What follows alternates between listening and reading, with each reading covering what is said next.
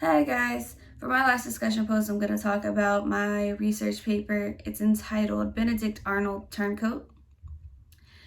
And in my research, I will be discussing, was it Arnold's arrogance and the way he was raised, along with how he felt in the military that caused him to become a turncoat, or was he just an evil man?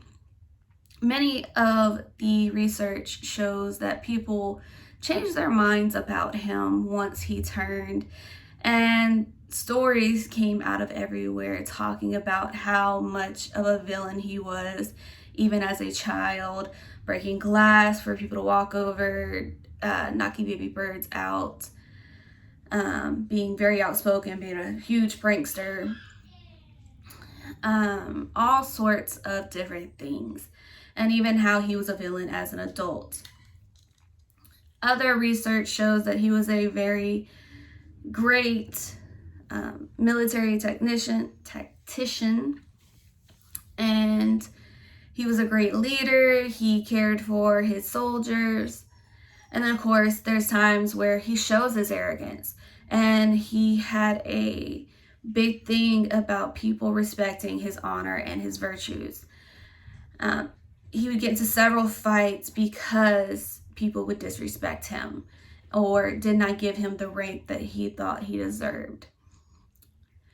So throughout, I'll be talking about, of course, his childhood, where he ran away at the age of 16 to join the French and Indian War because he was drawn to being a soldier, through his military, where he again was drawn to being a soldier during the Revolutionary War, and how when people respected him, he was okay.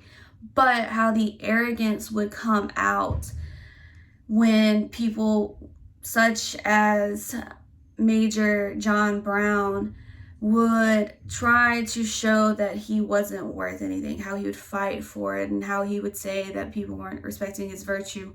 Or when Congress did not put his name as a major general, and how he would try to resign, but because people did believe in him, such as George Washington, and believed in his tactics, he would suspend that resignation until he felt that the war was ended, and how he would go and try to prove himself every time he was out on the field.